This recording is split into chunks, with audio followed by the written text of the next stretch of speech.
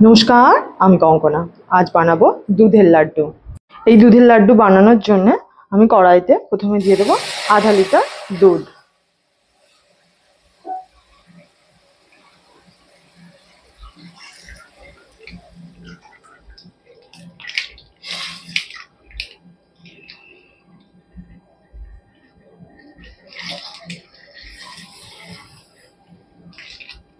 এটা আমি প্যাকেটের দুধ নিয়েছি, আপনারা চাইলে গরুর দুধও নিতে পারেন।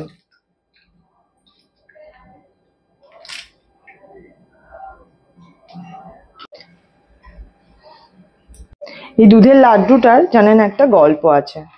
আমি আমার মায়ের কাছ থেকে শিখেছি, আর আমার মা আবার তার মায়ের কাছ থেকে শিখেছে, মানে আমার দিদার কাছ থেকে শিখেছে। আর আপনারা কে কে এই দুধের লাড্ডু খেয়েছেন আমাকে একটু জানাবেন তো। মানে এটা আগে প্রচুর এই ধরনের মিষ্টি তৈরি হতো, মানুষ বানাতো।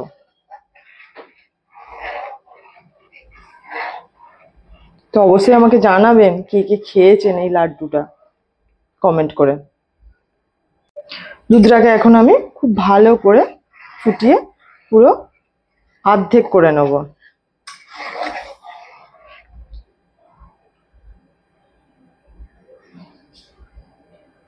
এই দুধের লাড্ডুটা বানাতে জানেন তেমন কিছুই লাগে না, দুধ, চিনি আর অল্প একটু এলাচের গুঁড়ো। আপনারা এলাচটা নাও দিতে পারেন, তাতেও এত সুন্দর এর টেস্ট হয় যে কি বলবো। ছোটবেলায় আমার মনে আছে জানেন, আমার দিদা এরকম অনেক বানিয়ে পাঠাতো, কিন্তু তখন শেখা হয়নি। পরবর্তীকালে যখন বড় হলাম, এই রান্নার প্রতি একটু ভালো লাগা তৈরি হলো, তারপর আমি মায়ের কাছ থেকে এই লাড্ডু বানানোটা শিখেছি। তাই আমি ভাবলাম একবার আপনাদের সাথেও একটু শেয়ার করি। এত সিম্পল কিন্তু এত টেস্টি হয় যে। এইভাবে দুধটাকে ভালো করে ফুটিয়ে অর্ধেক করে নিতে হবে। আর দুধটার মধ্যে কোনো রকম জল দেবেন না, সেটা প্যাকেটের দুধেই করেন বা গরুর দুধেই করেন।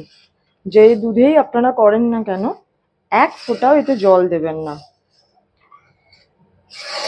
এইভাবে খুব ভালো করে দুধটাকে ফুটিয়ে ফুটিয়ে পুরো অর্ধেক করে নিতে হবে। এই পর্যায়ে আমি এলাচের গুঁড়োটা দিয়ে দেবো, যাতে দুধের সঙ্গে মিশে গিয়ে খুব ভালো একটা ফ্লেভার আসে।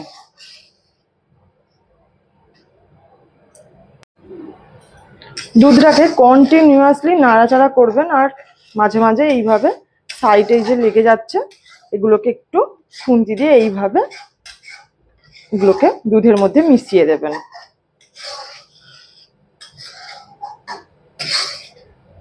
দেখুন দুধটাকে আমি পুরো অর্ধেক করে নিয়েছি। এই পর্যায়ে আমি দিয়ে দেবো 2 থেকে 250 গ্রাম চিনি। আপনারা যদি বেশি দুধের বানান, ধরুন 1 কেজি, আধা লিটার দুধে যেমন আমি 200 থেকে 250 গ্রাম চিনি দিলাম, যদি 1 লিটার দুধে করেন তো 400 থেকে 500 গ্রাম চিনি দেবেন, তখন চিনির পরিমাণটা বাড়িয়ে দেবেন। আর এবার কিন্তু কন্টিনিউয়াসলি এইভাবে নাড়াচাড়া করবেন। এইভাবে এইভাবে কন্টিনিউয়াসলি নাড়াচাড়া করে দুধের সঙ্গে চিনিটাকে খুব ভালো করে মিক্সড করে দিতে হবে।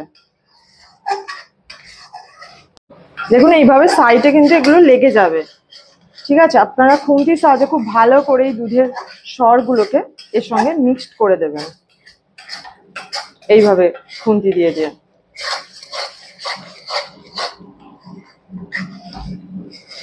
এটাকে কিন্তু এই পর্যায়েই নামিয়ে নেবেন, এর থেকে গাঢ় একদম করবেন না। এই মিষ্টিটা যতটা ইজি মনে হয় ততটা কিন্তু ইজি নয়। এইভাবে গাঢ় অবস্থাতে, এই পর্যায়ে খুব গাঢ় নয়, এই পাতলা অবস্থাতে যদি নামানো না যায় তো মিষ্টির লাড্ডুটা আপনারা করতেই পারবেন না।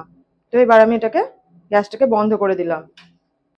এবার আমি এটাকে ঠান্ডা হতে পাখার হায় রেখে দেবো। এই অবস্থাতে একদমই এটাকে টাচ করবেন না, পুরোপুরি ঠান্ডা হলে এটা এমনি গাঢ় হয়ে যাবে। তো ভয় পাওয়ার কিছু নেই যে এত পাতলা কি করে লাড্ডু হবে। এ কিন্তু এমনি কড়ার যে একটা হালকা গরম আছে তাতে অনেকটা এটা গাঢ় হয়ে যাবে। এটাকে আমি পাখাড়ায় পুরোপুরি ঠান্ডা করব। চলুন এটাকে আমি পাখাড়ায় ঠান্ডা করে লাড্ডু বানিয়ে আপনাদের দেখাচ্ছি। এটাকে এইভাবে কড়াতেই রাখবেন, কিন্তু কড়া থেকে কোনো প্লেটে ঢালবেন না। আর এই যে সাইডে দেখুন লাল লাল হয়ে গিয়েছে না, এটা দুধের সরটা এরকম ভাবে লাল হয়ে গিয়েছে। এটা বানাতে গেলে হবেই, এটা পড়েনি, এটা জাস্ট লাল হয়ে গিয়েছে। তা আপনারা যখনই বানাবেন দেখবেন এই যে দুধের স্বরগুলো হালকা হালকা হয়ে এরকম লাল হয়ে যাবে। এটা ভয় পাওয়ারও কিছু নেই যে কড়া থেকে ছাড়বে না, এসব কিছু না, অনায়াসে এটা উঠে যাবে একটুখানি ভিজিয়ে এটাকে যখন রাখবেন। তো এটাকে কড়াতে এইভাবে রেখে নাড়াচাড়া করবেন। এত পাতলা জিনিসটা দেখুন কিভাবে কড়ার গরমে আর পাখার হাওয়ায় ঠান্ডা হতে কিরকম শক্ত হয়ে গিয়েছে। তাই মিষ্টিটার এই জিনিসটা খুব খেয়াল রাখতে হবে, এই নামাবার সময়টা। এটাকে এইরকম ভাবে ক্ষীরটাকে পাতলা অবস্থাতেই নামাতে হবে, না হলে কিন্তু লাড্ডুটা একদমই বানাতে পারবেন না। চলুন এবার আমি এটাকে প্লেটে ঢেলে লাড্ডু বানিয়ে নিই। এবার আমি এটাকে প্লেটে ঢেলে নিয়েছি। এবার এক এক করে লাড্ডু বানিয়ে আপনাদেরকে দেখাবো। এই লাড্ডুটার সব থেকে ইম্পর্টেন্ট জিনিস হচ্ছে, আমি বারবার বলছি, সেটা হচ্ছে নামাবার সময়। যখনই নামাবেন একটু পাতলা নামাবেন।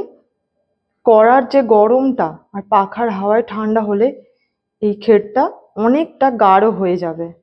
ক্ষীরের যে ব্যাটারটা তো অনেকটা গাঢ় হয়ে যাবে। তো অবশ্যই এটাকে একটু পাতলা নামাবেন, না হলে এটা একদম ঝুড়ো হয়ে যাবে আর কোনোভাবেই লাড্ডু বানাতে পারবেন না। আর যদি একান্তই দেখেন খুব পাতলা হয়ে গিয়েছে, আর একবার কড়াটা একটু গরম করে নেবেন, তাহলে হয়ে যাবে। কিন্তু একেবারে এটাকে যদি গাঢ় করে ক্ষীরটা নামান আপনি, তাহলে কোনোভাবেই এটাকে আপনি আর লাড্ডু আকার দিতে পারবেন না, পুরো ঝুড়ো হয়ে যাবে। তো এইভাবে এক হাতে এইভাবে এটাকে গোল গোল করে পাকালে এরকম গোল শেপ চলে আসবে। এত সুন্দর টেস্ট হয় না, আপনাদের কি বলবো। একবার যদি বানিয়ে খান না, তাহলে বুঝতে পারবেন যে আমি একদমই বাড়িয়ে বলছি না, এটা খুবই টেস্টি হয় খেতে। অবশ্যই একবার বানাবেন আর আমাকে কমেন্ট করে জানাবেন। আপনাদের এক একটা কমেন্ট আমাকে আরো একটা রেসিপি বানাতে খুব সাহায্য করে, উৎসাহিত করে। লাড্ডুগুলো আমার বানানো হয়ে গিয়েছে। যদি ভিডিওটা আপনাদের ভালো লাগে তাহলে লাইক আর সাবস্ক্রাইব করে দেবেন। দেখা হবে পরের ভিডিওতে।